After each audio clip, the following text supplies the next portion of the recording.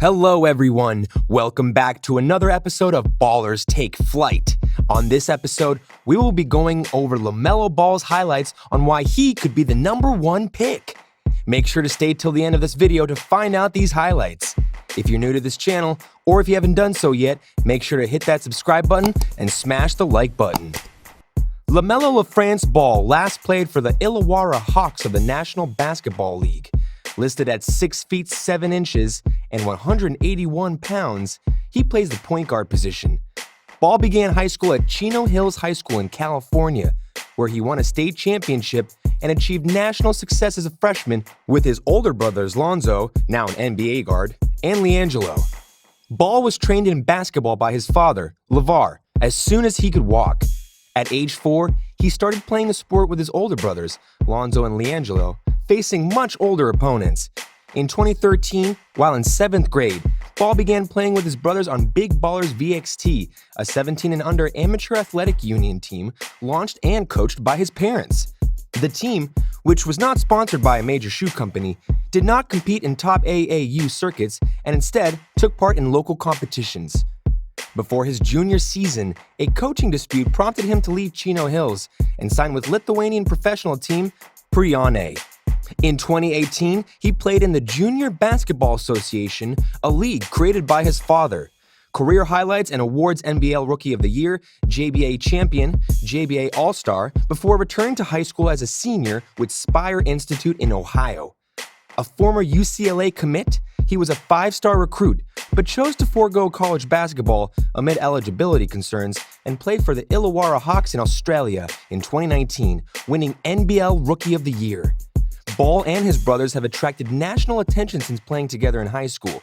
His father, LeVar, also grew into a media personality in 2017. Ball has a signature shoe by his father's company, Big Baller Brand, and a role on his family's Facebook Watch reality show, Ball and the Family. In the NBA mock draft round 1, he is the pick 1. The projected team is Golden State. It seemed unlikely, as recently, that the youngest Ball brother, LaMelo, would be selected higher in the mock draft than the oldest Ball brother, Lonzo, was selected 3 drafts ago. But here we are. The 6'6" point guard, who is still only 18 years old, has developed into an incredible playmaker and passer who fared well playing professionally in Australia this past season. Some will choose to focus on his perceived negatives and low shooting percentages. But when you focus on what he can do and how rare it is for somebody his age to do the things he can do, Ball becomes a legitimate option to be the first player picked in the draft. To watch LaMelo Ball is to experience firsthand a roller coaster and all the ups, downs, twists, and turns that come with it. The 18-year-old point guard prospect is David Blaine on the court, with dribbling skills that dazzle and no-look passes that will have your mouth agape in amazement. He has an air for the dramatic that will draw you in and a sweet shooting touch from anywhere in the court that will keep you engaged. Anytime he has the ball, he's a threat to score. But all those traits have their own trade-offs. They're equal parts mesmerizing and infuriating at times. He can do more than anyone in this draft as a playmaker, but sometimes tries to do too much. There's substance in ash, and yet sometimes it's hard to differentiate between the two. All that talent is brimming out, evident but unharnessed. There's no area that highlights both the good and the bad of LaMelo Ball's game quite like his passing. He can make an advanced read in a jiff with ease, but then sail a basic entry pass to an open teammate a possession later. Then you'll blink again, and he's dropping a no-look dime in the breadbasket for an easy bucket. The only way to describe the chasm between the two extremes is his sometimes lackadaisical and cavalier approach. When he's locked in, it shows. And ditto for when he's not. When he's in his zone, though, the passing is incomparable to any in this class. He does so with great anticipation, and people enjoy how he constantly pushes the tempo to find open looks on quick leakouts. In the NBL, he was often a step ahead of even the camera operator, who would pan in for a sideline check briefly, only to find Ball had already delivered a full-court rocket for a quick layup to a teammate on the other end, all out of camera sight. People talk about LaMelo's high-level feel for the game, which in the scouting community has been cliched up, but it's a descriptor that rings true here with respect to this area of his skill set. Sometimes he'll work to the middle of the court to lure his defender away from the rim, only to carve out a big enough hole to deliver a one-handed whip pass to a cutting teammate. Or he'll toss a lob in anticipation of a teammate crashing the rim, well, before his teammate has even lifted off. The jukes and jives he can deploy to chisel out passing lanes are a real asset, maybe his biggest.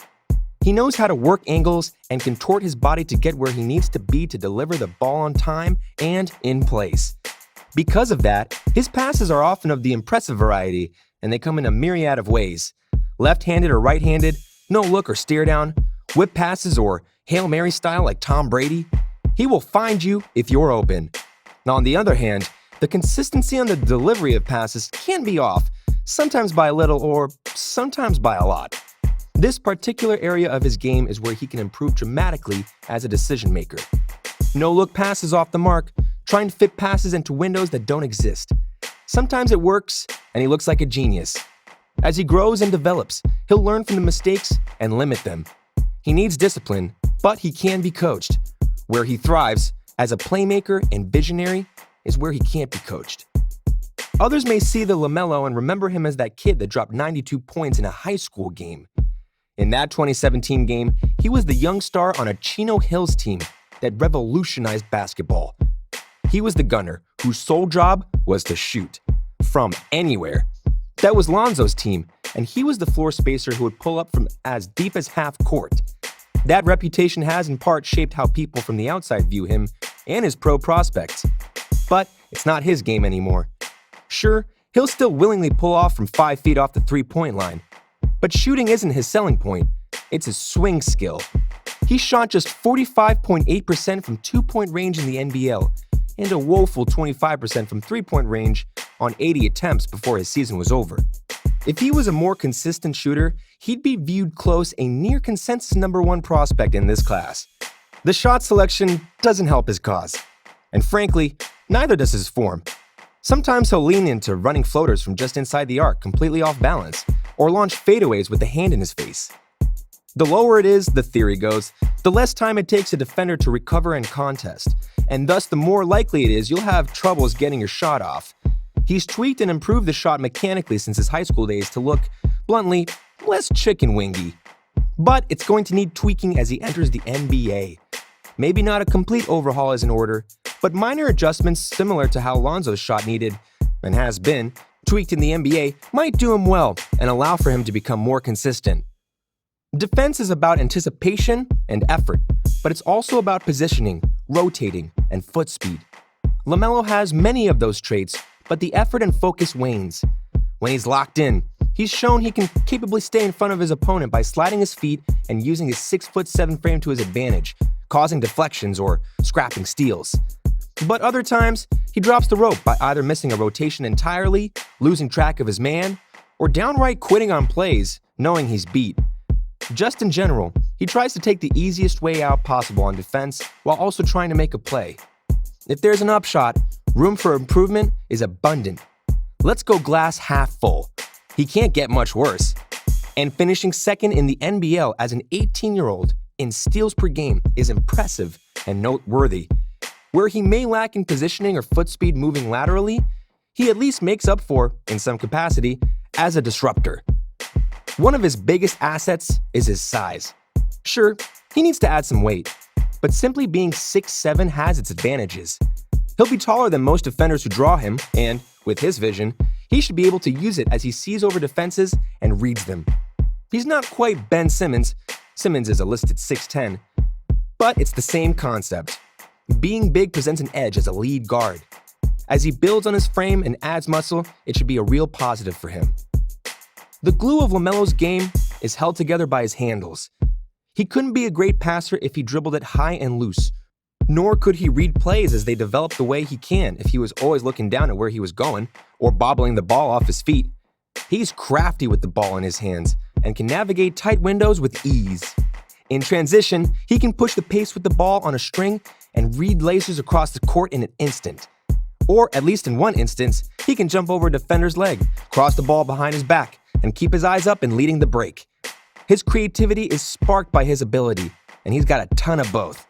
The jiggle in his step with the ball in his hands really pops as well. He's not stiff.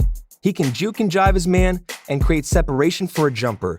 Or he can lull his man to sleep before crossing his body over as he attacks the hoop. He had plenty of turnovers last season, dribbling straight into someone's foot in transition or dancing too much on the perimeter. But generally, his tight handle and ability to maneuver through track to create off the dribble is going to be the base on which he builds his NBA career. What about you? Do you think LaMelo would be the number one pick? Hey, don't forget to comment below which ballers you would like to see next time on Ballers Take Flight. That is all for LaMelo Ball's highlights on why he could be the number one pick. See you in the next video.